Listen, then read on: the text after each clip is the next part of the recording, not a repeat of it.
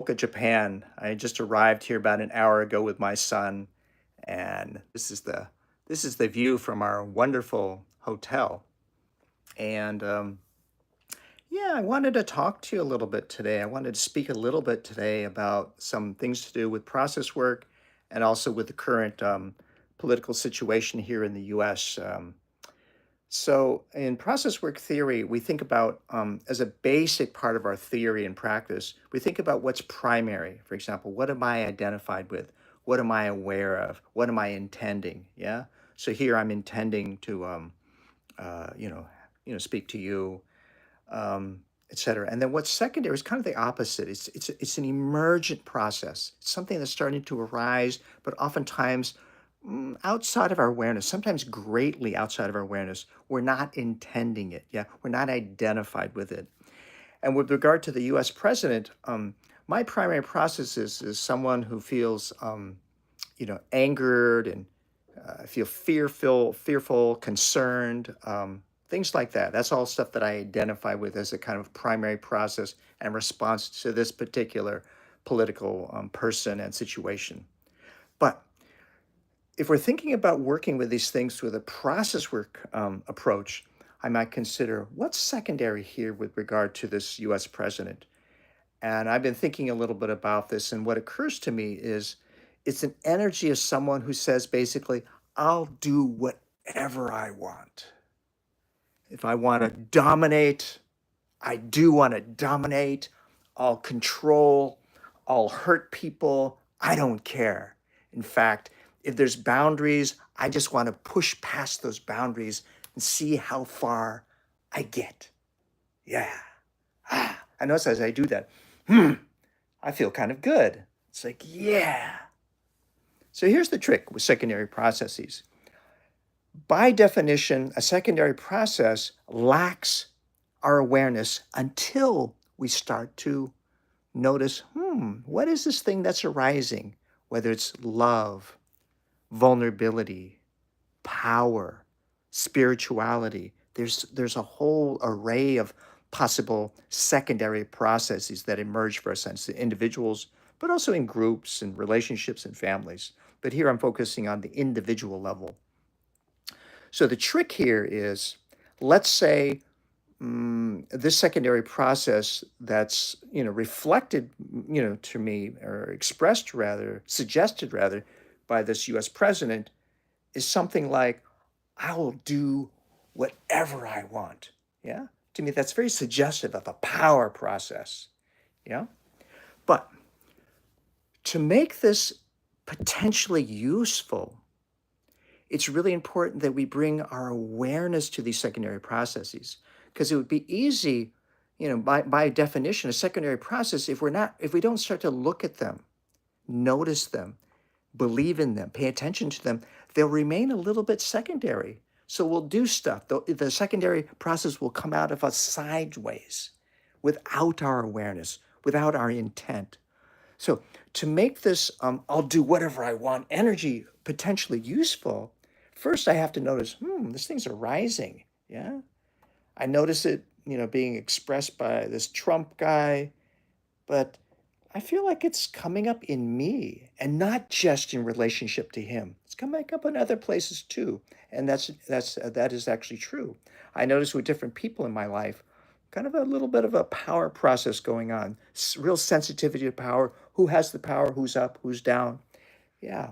But to make it useful, it's like it's starting to notice, I think there's a power process coming up for me. Maybe it's something like, do whatever I want. But with regard to my potential response to this US political situation and president, it's not really going to be helpful unless I really bring awareness to this process.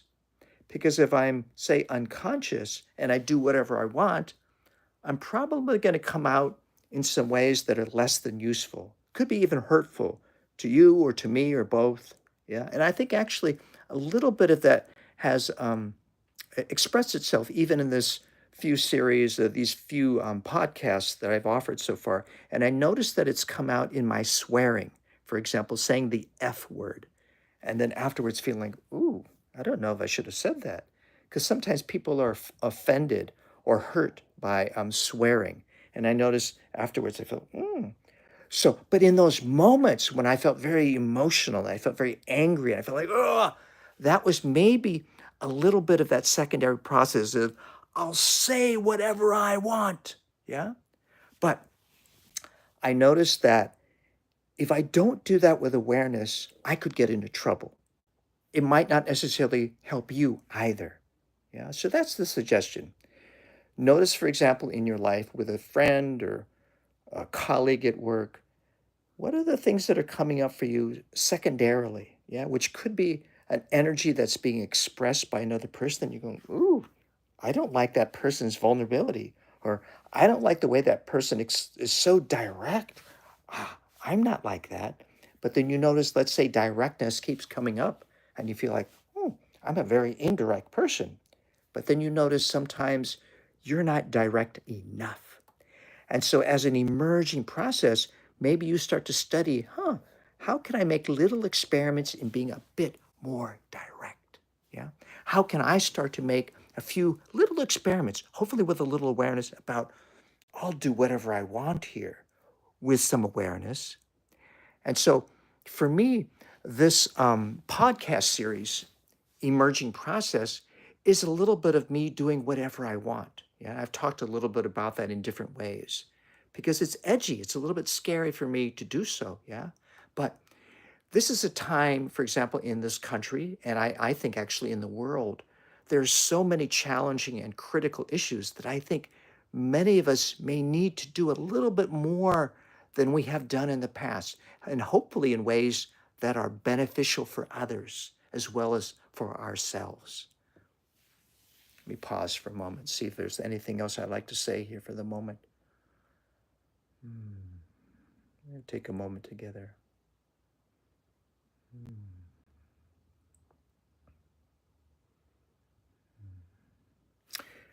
There's something, I was listening to a Japanese podcast the other day, and they were talking about the communication tendencies of the Japanese. And this Japanese podcaster was suggesting this Japanese saying that goes something like, the unspoken is the flower.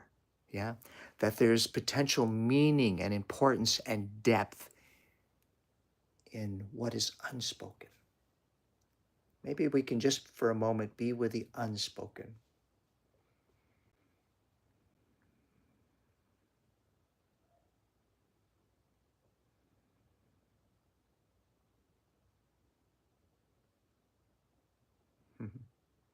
Okay, maybe that's good for now. Thanks if you're listening in, and be well. Hope you're having a wonderful day, and I will talk to you soon. I know. Oh, yeah. I am going to get back to this next part about the life myth that addresses addictive processes. Oh, wow. Oh, a few days ago, I gave a little workshop in Tokyo on the life myth. Amazing group of people. And we started to dive into those earliest childhood dreams and memories. And we touched a little bit into peak positive experiences. Yeah. And then with one or two people, what is at the essence, what is at the heart of the addictive process?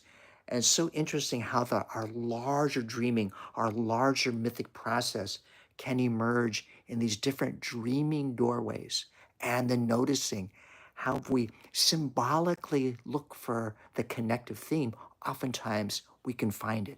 Yeah, and that's so exciting.